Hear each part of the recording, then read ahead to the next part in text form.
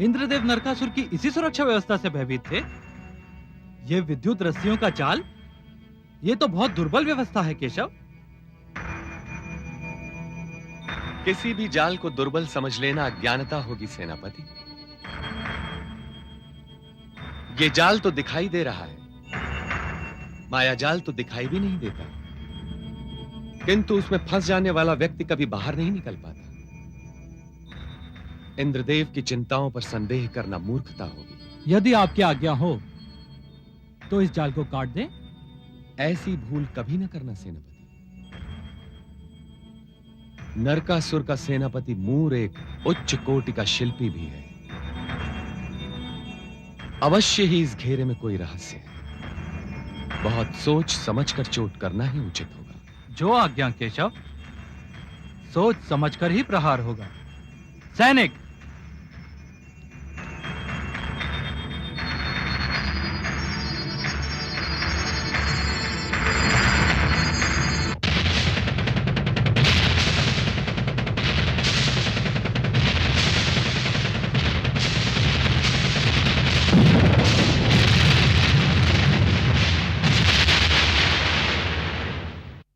इंद्रदेव ठीक कहते थे।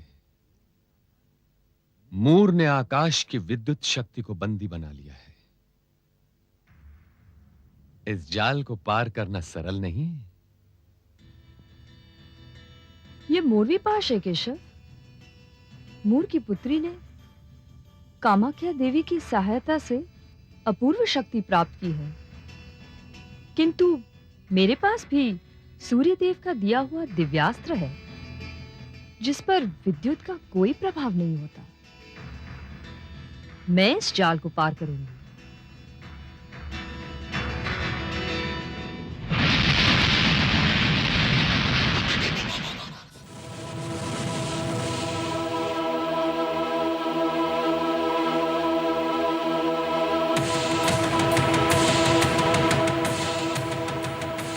विजयी भव।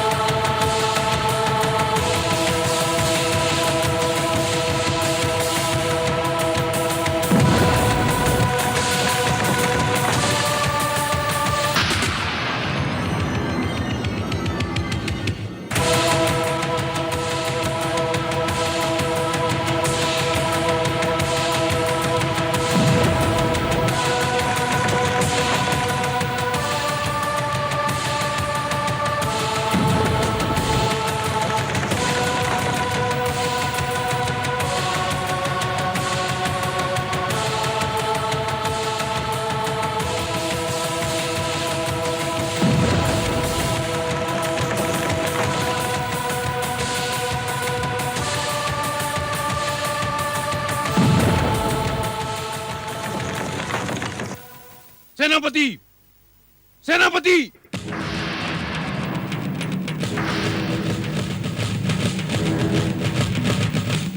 जी महाराज, क्या इसी सुरक्षा व्यवस्था पर गर्व था तुम लोगों को?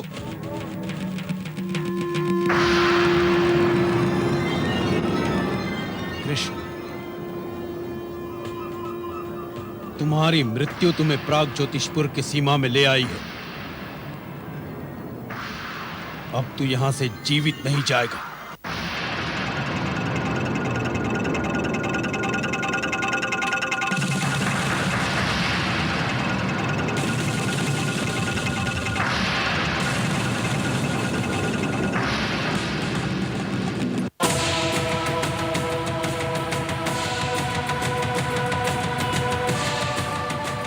सारी बाधाएं दूर हो चुकी हैं केशव।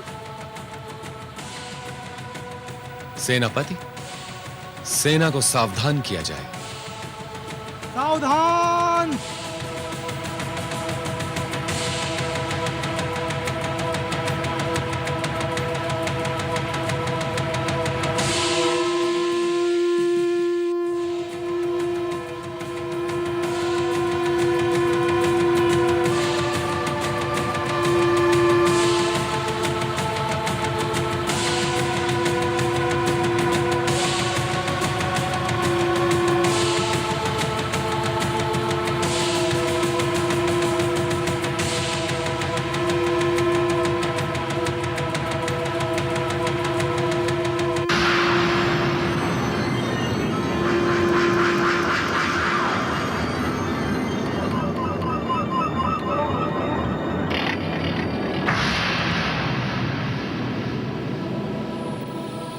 अहंकार से नम्रता और युद्ध से शांति का मार्ग अधिक उत्तम है।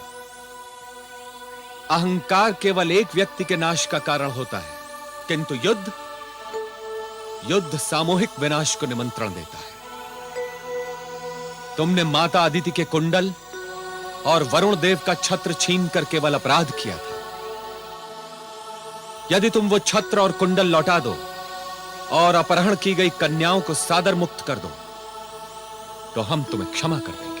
मैं जरासंध नहीं हूं वासुदेव, मेरा नाम नरकासुर है और मैं अपनी प्रतिज्ञा पूरी करके ही रहता हूं। मैंने प्रतिज्ञा की थी कि अदिति के कुंडल रखकर और वरुण का छत्र लगाकर मैं कंवारी कन्याओं का भोग करूंगा, सो तो मैं करके रहूंगा। पापी की प्रतिज्ञा बिच्छू के डंक के समान होती है नरकासुर। बिच्छू दूसरों को तो डंक मारता ही है, किंतु एक दिन उसका अंत भी स्वयं उसी के डंक से ही होता है। हमें अपनी मीठी मीठी बातों में फुसलाने का प्रयत्न ना करो वासुदेव। आक्रमण किया जाए। आक्रमण का मुंह तोड़ जवाब दिया जाए।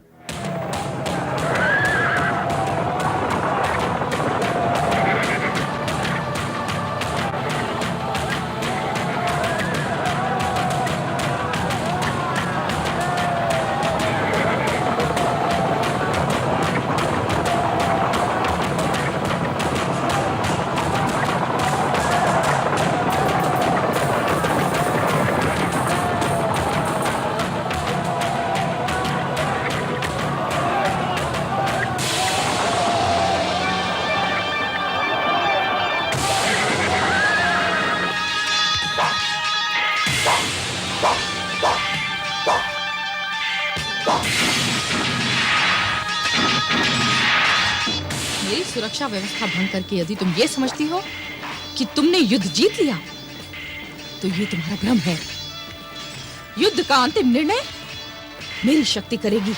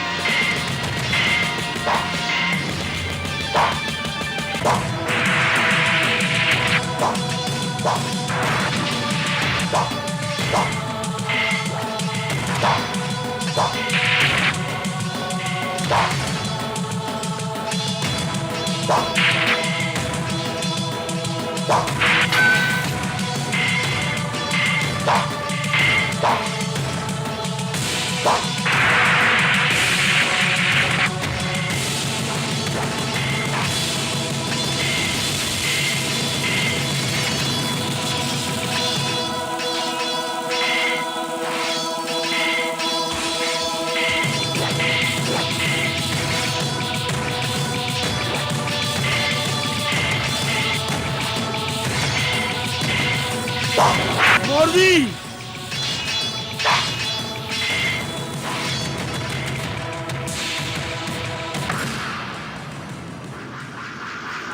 पिताश्री, पिताश्री, पिताश्री!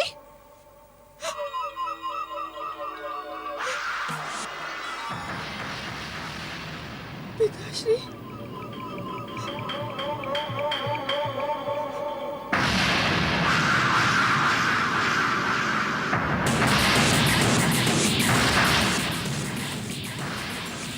केशव, तुमने मेरे पिताश्री और सम्राट का वध किया है।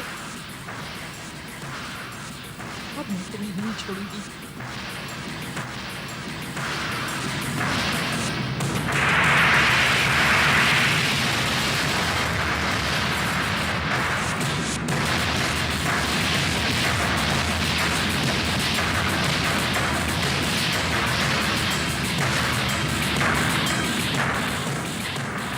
अब तुम्हें मुझसे कोई नहीं बचा सकता केशव। ठहर जाओ मौरवी, ये क्या कर रही हो? इसने मेरे पिता और सम्राट का वध किया है। मैं इसे मृत्यु के घाट उतार दूंगी। मृत्यु के घाट उतार दूंगी? अरे मूर्ख, जिनके दर्शन मात्र से मोक्ष का मार्ग खुल जाता है, जिनका चरणामृत दुखियों के दुख का निवारण कर देता है, जो पापियों के उद्धारक, दिलों के तारक और दुर्बलों के सहायक हैं, उनके हाथों से तो जिसने मृत्यु पाई उसे एक नया जीवन मिल गया। नरकासुर और मूर तो भाग्यशाली थे जो श्री कृष्ण ने उन्हें सदा के लिए जीवन मृत्यु के चक्कर से मुक्ति दिला दी। लाओ, ये खड़ग मुझे वापस दे दो। तुम देवी होकर अपना दिया हुआ वरदान मुझसे वापस मांग रही हो?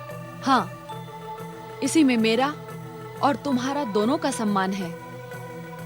ये खड़ग श्री कृष्ण के लिए एक काठ के खिलौने से अधिक साबित नहीं होगा। इसका उन पर कोई प्रभाव नहीं पड़ेगा। मैं तुम्हें इसके प्रयोग की आज्ञा नहीं दे सकती। क्यों? क्योंकि ये खड़ग मुझे लक्ष्मी ने दिया है। लक्ष्मी विष्णु देव की पत्नी है, तो श्री कृष्ण विष्णु के अवतार। भला कहीं पत्नी का शस्त्र पति को कोई हानि पहुंचा सकता है? तुम देवी हो इसीलिए कृष्ण का पक्ष ले रही हो? नहीं, तुम पुत्री हो इसलिए मैं तुम्हारा पक्ष ले रही हूं। तुम इनके गुणों से परिचित नहीं हो, मैं तुम्हें बताती हूं। इनके चरण स्पर्श करो, तुम्हारी मनोकामना पूर्ति का मार्ग भी इन्हीं के चरणों से निकलेगा। तुम्हें वर की खोज थी ना? हाँ। तो समझ लो, आज तुम्हारी खोज का अंत है। जाओ, इनके चरण छुओ। तुम्हारी इच्छा केवल श्री कृष्ण ही पूरी कर सकते हैं।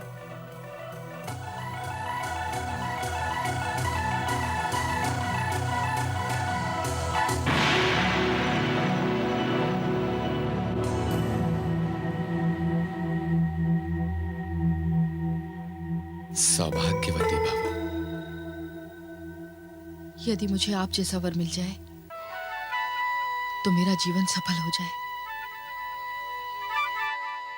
नर और नारी का केवल एक ही संबंध नहीं होता मोरवी। जिस प्रकार हर पौधे का पुष्प अलग अलग रंग और अलग सुगंध रखता है, उसी प्रकार हर नर और हर नारी को वर भी उनके स्वभाव के अनुसार ही मिलता है। तुम पुत्री समान हो मेरे लिए, और तुम्हारे लिए वर की खोज करना एक पिता समान मेरा कर्तव्य है। अब ये खोज तुम मुझ पर छोड़ दो। मैं तुम्हें वचन देता हूं कि तुम्हारे लिए ऐसा वर ढूंढ लाऊंगा जो आजीवन तुम्हें सुखी रख सके।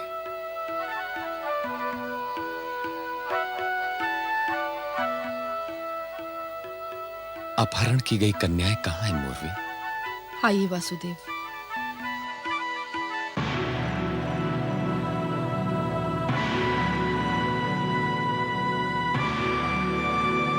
पधारिए।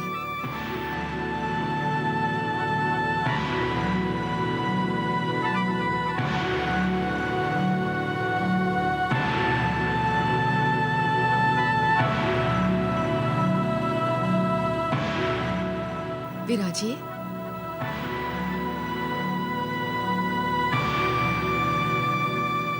द्वारपाल, कारागार से कन्याओं को लाया जाए।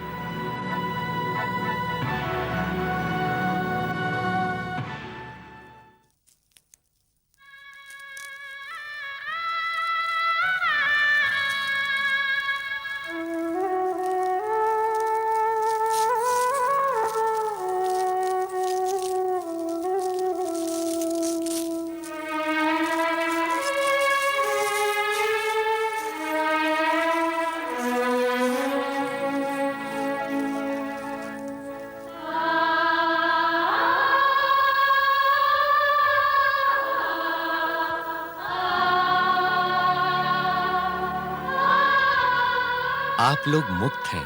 धन्य हो केशव, धन्य हो वासुदेव। नरकासुर का अंत हो चुका है। आप लोग जा सकती हैं। परंतु हम जाएंगे कहाँ? अपने अपने गृहों की ओर, जहाँ से नरकासुर आप लोगों का अपहरण करके लाया था। अब हमें स्वीकार कौन करेगा? आपके परिजन, जो आपकी राह देख रहे होंगे। हम पर अपहरण का लांछन लग चुका है और अब समाज अपने द्वार हम पर बंद कर चुका है। क्यों? क्या समाज ये नहीं जानता कि आपका बलपूर्वक अपहरण किया गया था? आप अपनी इच्छा से तो नहीं आई थी।